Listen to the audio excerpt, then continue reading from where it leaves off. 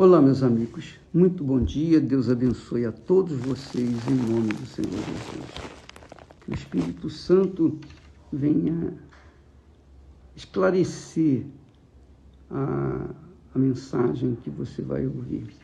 Ele dê a você o entendimento para que você não fique confuso na sua fé. A palavra de Deus é o Espírito de Deus materializado na palavra, que se bebido, se absorvido pela pessoa, então ele entra na pessoa e faz da pessoa uma vida nova. Olha só, um dos versículos que mais tem me chamado a atenção nesses últimos tempos, anos, eu diria, foi o que Jesus falou para os sacerdotes, para os oficiais da religião. E, obviamente, essa palavra aqui é para os oficiais das igrejas hoje em dia. Portanto, essa palavra aqui é para mim e para tantos quantos trabalham na obra de Deus, todos aqueles que servem a Deus. Então, Jesus faz uma pergunta, e essa pergunta tem que ser respondida por cada um de nós. Cada um de nós. Porque se nós vasculharmos, se nós pesquisarmos, se nós nos aprofundarmos nas perguntas que Jesus faz, nós vamos descobrir o porquê que a nossa vida está boa ou está má. Que a nossa vida é o que é por conta da resposta que nós encontramos aqui nessas duas perguntas. Presta atenção, por favor. A gente tem que pensar, raciocinar a palavra de Deus. Jesus disse para os fariseus, os escribas, que conheciam muito bem a Bíblia, porque eles copiavam a Bíblia, eram os escribas. Jesus então perguntou para Jesus disse o seguinte: ai de vós, condutores cegos, ai de vós, condutores cegos, pois que dizeis, qualquer que jurar pelo templo, isso não é nada. Mas o que jurar pelo ouro do templo, esse é devedor, quer dizer, isso se torna devedor. Porque quem jurava pelo templo, no caso do templo que Salomão havia erguido, não é nada. Jurou pelo templo, é pedra, é um edifício. Mas se jurar pelo ouro que havia no templo, que cobria as paredes interiores do templo, então, se a pessoa jurar e não cumprir o seu juramento, então ela se torna devedora, ela se torna culpada e ela tem que pagar. Então, essa era a ideia naquele momento. Aí Jesus complementa dizendo, insensatos e cegos. Jesus está ensinando para eles, olha, vocês que ensinam isso, que é mais importante o ouro do que o templo, vocês são insensatos, quer dizer, não pensam, não raciocinam, e cegos, não enxergam, não conseguem ver o lado espiritual. Pois qual é maior, o ouro ou o templo que santifica o ouro? Qual que é maior? Qual que é mais importante? É claro que para uma pessoa que não é convertida, uma pessoa que não tem o Espírito de Deus, essa pessoa não vai entender. Ela vai compreender que o ouro é mais valioso do que o templo. Mas quem é espiritual, quem nasceu da água e do Espírito Santo, é espírito, é espiritual. E pode enxergar a diferença entre o templo e o ouro, ou o ouro e o templo. Porque é o templo que santifica o ouro, não o ouro que santifica o templo. O ouro embelezava o templo, mas é o templo que santificava, separava aquele ouro, que aceitava aquele ouro como oferta viva, como fruto das mãos dos ofertantes. E ele fala mais, para esclarecer, dizendo assim: vocês dizem que aquele que jurar pelo altar não é nada, mas aquele que jurar pela oferta que está sobre o altar, esse é devedor, quer dizer, também tem que cumprir, porque senão se torna culpado. Jesus novamente fala: insensatos e cegos. Insensatos e cegos. Pois qual é maior, a oferta ou o altar que santifica a oferta? Qual é maior?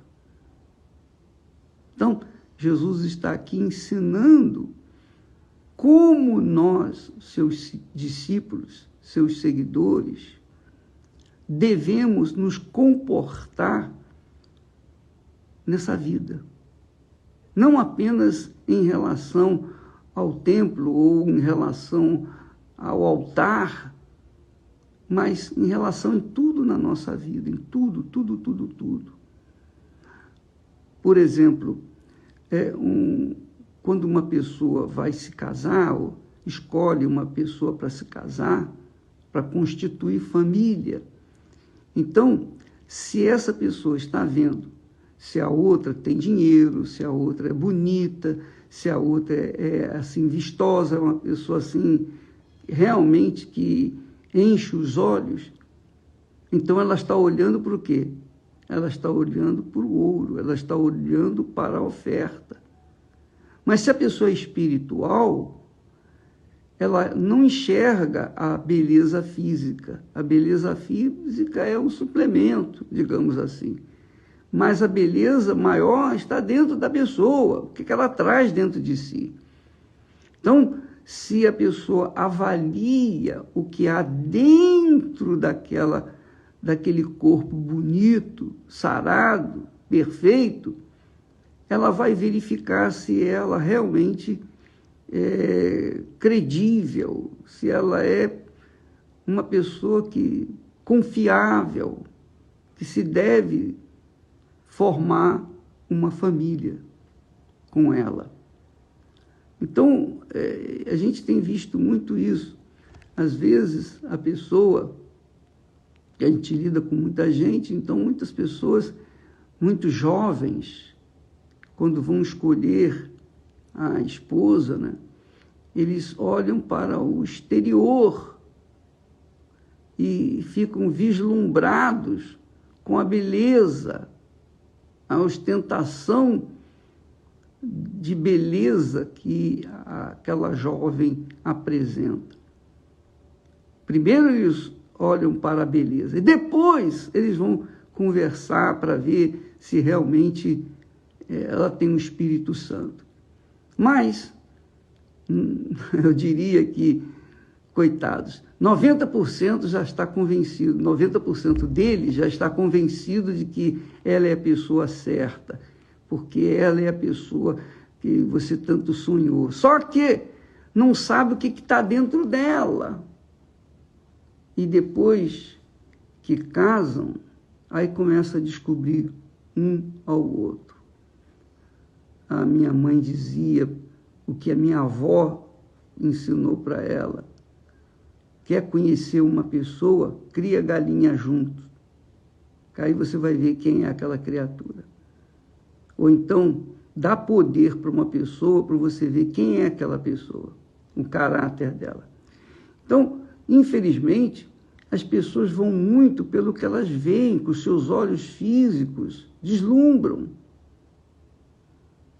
Então, por conta disso, os casamentos são uns fiascos, fracassos, normalmente, porque as pessoas olham o exterior e não o interior. Isso é muito importante. Não adianta a pessoa ficar absorvida pela beleza, a beleza do templo. Ela tem que saber o que acontece ali no templo. O que acontece? Quando nós consagramos o templo de Salomão, nós pedimos a Deus que esse lugar seja como pronto-socorro para os acidentados espirituais. Quando a pessoa pisar aqui nesse chão, então elas venham perceber a diferença, perceber a tua presença e receber a paz e a vida que se propõe esse prédio, esse templo. Então, esse é o espírito da fé inteligente. Quando a pessoa pensa, raciocina a fé, ela tira proveito, ela passa a ter uma fé de qualidade. Jesus disse: vocês são insensatos e cegos, fariseus, hipócritas, porque vocês prezam mais o visual físico do que o visual espiritual. Vocês desprezam, ou melhor, vocês prezam mais o visual físico do que o visual espiritual. Vocês olham para o ouro do templo, vocês olham para a oferta que está no altar. Vocês querem contar a oferta que está no altar e ficam deslumbrados com um montante de oferta no altar. Só que a oferta no altar, ela tem uma representatividade. Se ela não for aceita, se a oferta é apenas um dinheiro, é um montante, então aquela oferta não é aceita pelo altar e, consequentemente, o altar não abençoa. Para que o altar venha abençoar, santificar, empoderar a oferta, o altar, que é o Espírito Santo, que tipifica o Espírito de Deus, o altar não santifica. Então, muitas pessoas, infelizmente, pensam que o montante de dinheiro é o que vai fazer a diferença para Deus atender ou não. E nós vimos isso naquele caso da viúva pobre. Jesus ficou observando as ofertas dos ofertantes, quando as pessoas traziam a oferta no gasofilácio. E ele reparou que os homens ricos depositavam grandes somas de dinheiro, de ouro, prata, e veio uma viuvinha pobre, coitada, viúva, pobre, e só deu 2 moedas. E Jesus chamou os discípulos em particular e disse para eles: está vendo? Está vendo? Ela deu mais do que todos eles juntos. Junto à oferta de todos eles, ela deu mais. Os discípulos não entenderam. Não entenderam. Claro, eles não tinham recebido o Espírito Santo, eles não entenderam. Mas ficou registrado esse caso. E Jesus ensinou, complementando, dizendo: ela, da sua pobreza, deu tudo. Ela confiou no altar. Ela confiou que a sua oferta voltaria e abençoaria a sua vida. Ela deu de todo o coração, ela colocou toda a sua força, toda a sua fé Deus não precisa de dinheiro, mas Ele vê como nós manipulamos o dinheiro, como nós manipulamos as coisas da vida, ou quando nós decidimos casar, por exemplo, Ele vê a intenção do nosso coração. E ali Ele ensinou que ela tinha dado mais do que os homens ricos. Por quê? Porque os homens ricos, apesar do grande montante de dinheiro, de ouro, de prata, eles estavam dando o que não fazia falta para eles. Aquilo não fazia falta. Não fazia diferença na riqueza deles. Quer dizer, eles não prezavam, não consideravam que o altar, a importância do altar, que aprova ou desaprova a oferta que ali é colocada. Não importa a quantia, o que importa é o espírito que ali está sendo colocado, a alma da pessoa ali. Por isso que quando a pessoa vai no altar e coloca toda a sua vida, independentemente do montante de dinheiro, mas ela coloca toda a sua força, toda a sua vida, com certeza a oferta dela foi seu tudo, ela sacrificou de verdade. Mas quando a pessoa dá uma oferta boa, sobe no altar, e ainda resta alguma coisa dentro dela que não vai ser entregue no altar, o altar não aceita. Deus não aceita aquela oferta, porque é uma oferta corrompida, de fingimento, hipocrisia, e Deus sabe da intenção de cada um de nós. O que é mais importante? A oferta ou o altar que santifica a oferta? O que é mais importante para você? O que é mais importante?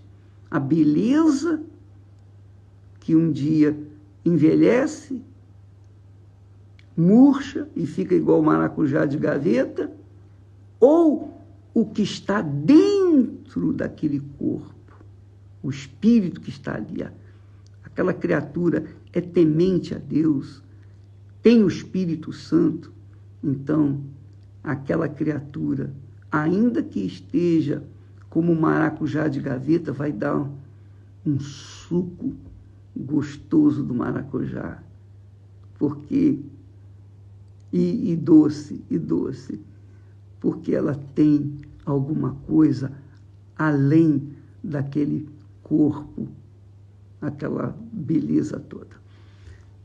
Presta atenção, você vai verificar que isso se aplica em tudo na vida, tudo na vida. E nós vamos falar mais a respeito disso durante esses próximos dias. Deus abençoe em nome do Senhor Jesus. Amém.